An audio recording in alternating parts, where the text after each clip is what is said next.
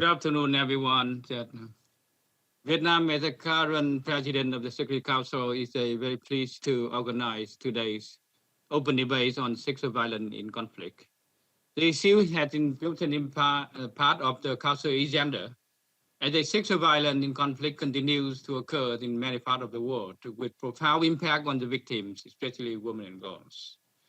The complexity of the situation has been reflected in the Secretary General's latest report and SRSG's Pramila Patten's briefings, as well as we heard in the open debate from the Council member and the briefers. Members of the Council to continue to reaffirm their strong commitments and efforts aimed at addressing and preventing sexual violence in conflict, including through the implementation of existing frameworks and specific actions. On our part, Vietnam reaffirms our support to the Women, Peace and Security agenda and stand ready to engage with member states and relevant UN agencies to promote the agendas on sexual violence in conflict. Focus on provisions of assistance and access to services is a critical important to victims of sexual violence. And I also taking the opportunity to thank all UN member states who have shown support and virtually participated in the open debate by sending their statement. And now I would like to give the floor to Ms. Pramila Patten, Special Representatives of Secretary Generals on Sexual Violence in Conflict, to elaborate more on these important issues. Thank you very much. Thank you. I would like to start by thanking members of the press for your presence here today, which really demonstrate your interest in the mandate and by your presence to enhance the visibility of the mandate, because the open debate is a critical time to ensure that survivors are not forgotten, especially in the midst of an unprecedented and ongoing pandemic.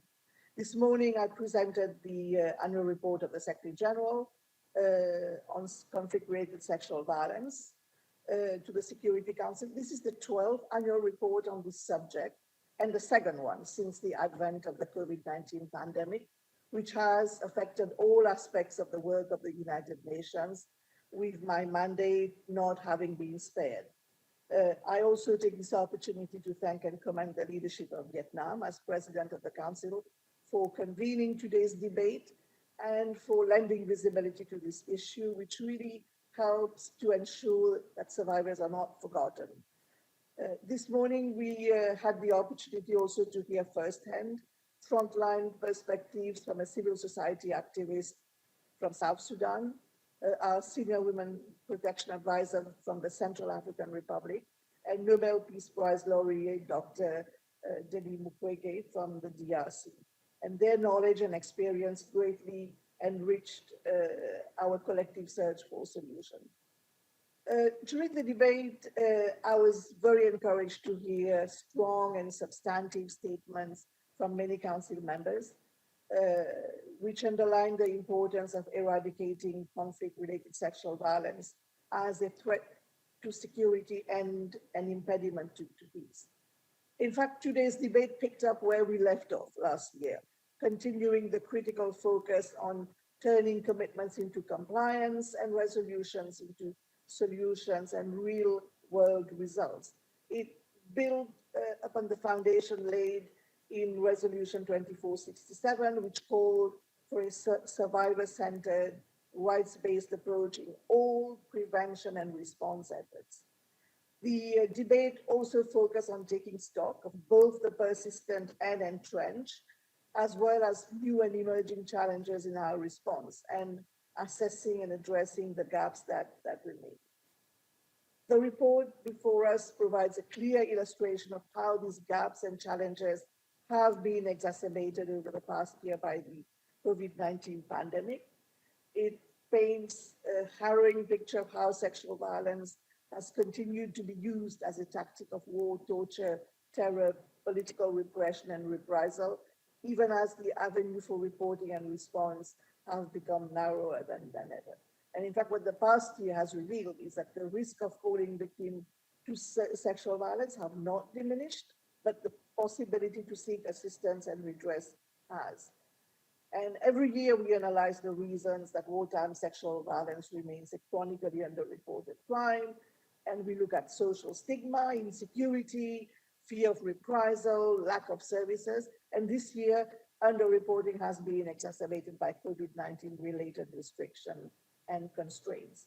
Survivors have had to navigate additional obstacles to seeking redress in a context of lockdowns, curfews, quarantine, and the closure of shelters, clinics, many of which were repurposed for the pandemic response. At the same time, the report recognizes that the UN system, service providers, and civil society organizations swiftly pivoted to virtual approaches such as hotlines, remote case management, and new referral and coordination networks, thereby avoiding a data blackout. In terms of data, the report covers 18 country situations and documents 2,542 UN verified cases committed in the course of 2020. As in previous years, the vast majority of these incidents targeted women and girls, 96% to be precise. Reports of sexual violence against men and boys were recorded in almost all of the countries examined, with the majority occurring in detention settings. 8 verified cases were found to target LGBTQI individuals. In 1,773 cases, the victims were children, the vast majority of them girls. The highest number of cases was recorded in the DRC, with 1,053 cases, I think against 1,400 last year. In Somalia, despite challenges to reporting, we saw a significant increase in the number of cases from 239 cases in 2019, affecting 220 girls and 19 women. For the year 2020, 419 cases were registered, 400 affecting girls, 12 women, and 7 against boys. And while such figures serve to illustrate the severity and gravity of verified incidents, unfortunately, they do not reflect the global scale or prevalence of this crime. I would like to make special reference to the work of our women protection advisors deployed in 7 mission settings. And I must stress that over 80% of the cases were recorded in context where women protection advisors are operational, thereby attesting to their added value in enhancing data collection, coordination, and analysis as an evidence base for action and engagement with the parties to armed conflict to secure protection commitments and behavioral change.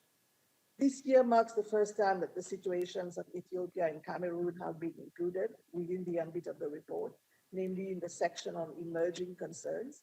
And as you will see, the report records allegations of over 100 rape cases since hostilities erupted in Tigray on the 4th of November of last year, though healthcare workers continue to document new cases of rape and gang rape daily. I want to stress that my office has engaged with the authorities at the highest level to offer technical assistance and support, and will continue to closely monitor the situation, calling for restraint, humanitarian access, service provision, and effective investigation. Coming to the parties, the report lists 52 parties credibly suspected of committing or being responsible for patterns of sexual violence in situations on the agenda of the Council. And as in previous years, the vast majority of them are non-state actors, including several entities such as ISIL that have been designated by the UN as terrorist groups. Over 70% are persistent perpetrators, meaning they have been named in the list for 5 or more years without taking any remedial or corrective action to curb the violations for which they are cited. And in light of this glaring compliance gap, the report calls for greater coherence between the practice of listing parties for sexual violence and the practice of imposing targeted and graduated measures by sanctions committees. I really believe that if applied in a timely and consistent manner, sanctions could really go a long way to change the calculus of parties to conflict that rape is possible. What also emerges clearly from the report is the urgent need for sustained funding for life-saving and potentially life-changing interventions for survivors. The report specifically asked for efforts to address chronic funding shortfalls through contributions to the new CRSV multi-partner trust fund. This fund supports the operational arms of my office, namely UN Action Against Sexual Violence in Conflict Network, which delivers coordinated projects on the ground in conflict-affected settings, and the team of experts on the rule of law and sexual violence in conflict, which builds the capacity of national authorities and helps to strengthen institutional safeguards against impunity. Dedicated resources will help to close the service delivery, accountability, and reparations gap. And what is clear is that the needs of survivors have not been put on pause during this pandemic, and neither can we pause our response.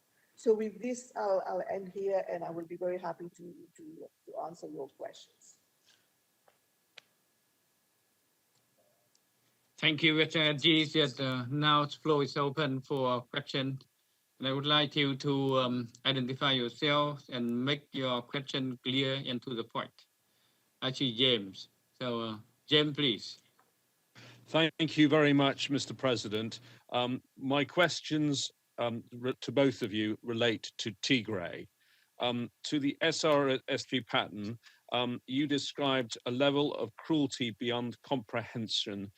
Can you tell me what you think the Security Council should do about this? And Ambassador, if I can ask you, an appalling level of rape and sexual violence in Tigray, and on top of that, ongoing violence, executions widely reported, and yet the Security Council has been absolutely silent, not a single statement. What is the Security Council going to do about Tigray?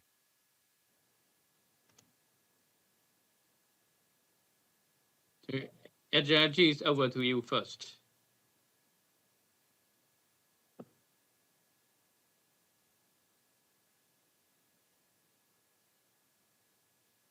Are we going to take more questions?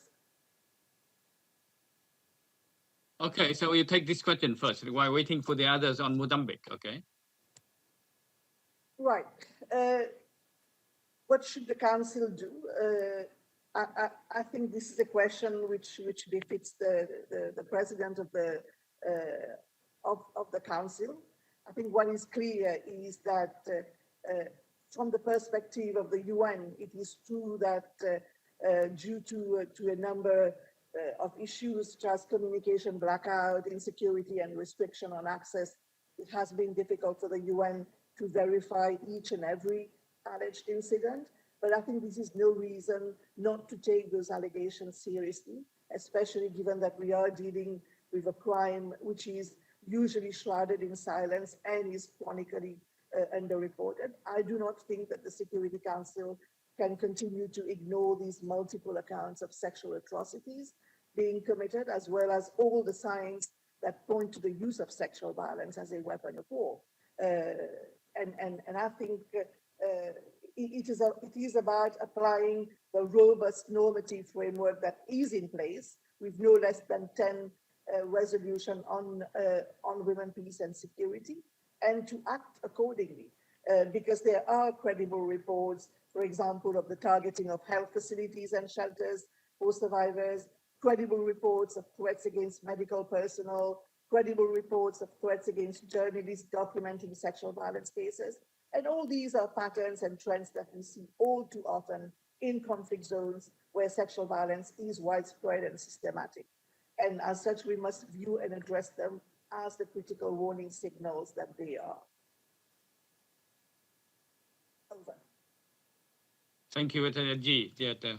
For the council, yesterday at lunchtime, in the lunch, the Secretary General briefed the council very in details on situation in Tigray.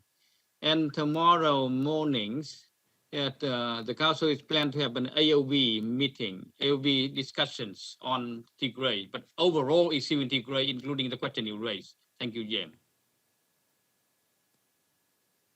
Next, I see Elena, floor is yours. Hello, thank you so much for the briefing. My question is a little similar to James' question, but about Mozambique, and it's also directed to both of you, both the ambassador and the special representative. How do you see the risks and the situation of women in northern Mozambique, and especially, particularly the displaced pregnant women? Can we expect any support for those women? And what is your message for them? And also, would you defend sanctions against insurgents or terrorists in Mozambique and perpetrators of sexual violence? Thank you.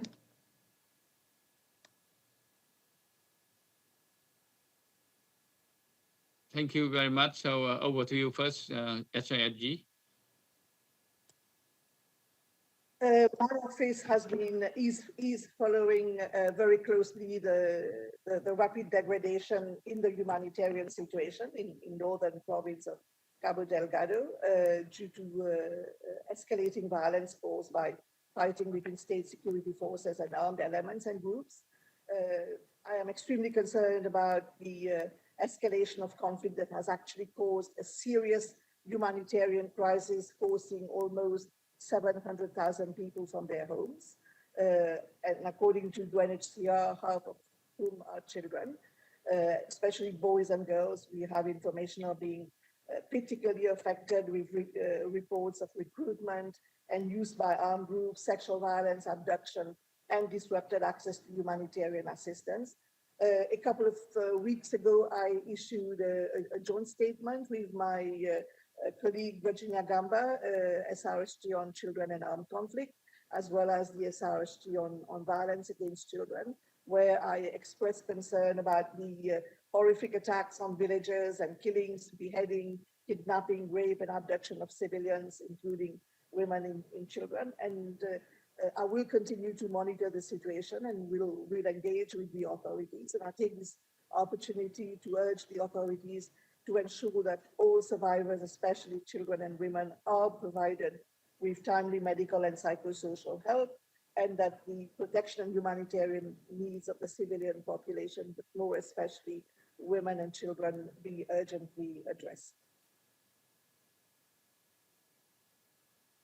Thank you. Also, the issue of northern Mozambique, yesterday at lunchtime, that the Secretary General briefed the Council, and we know with a very alarming side on there, especially its expansion and the search of terrorism. And the worst, the Secretary used the franchising, the mode of Al-Qaeda, and expressing very rapidly and may affect it heavily to security in the region. So I think the issues under discussion and under watch closely by Security Council. Thank you.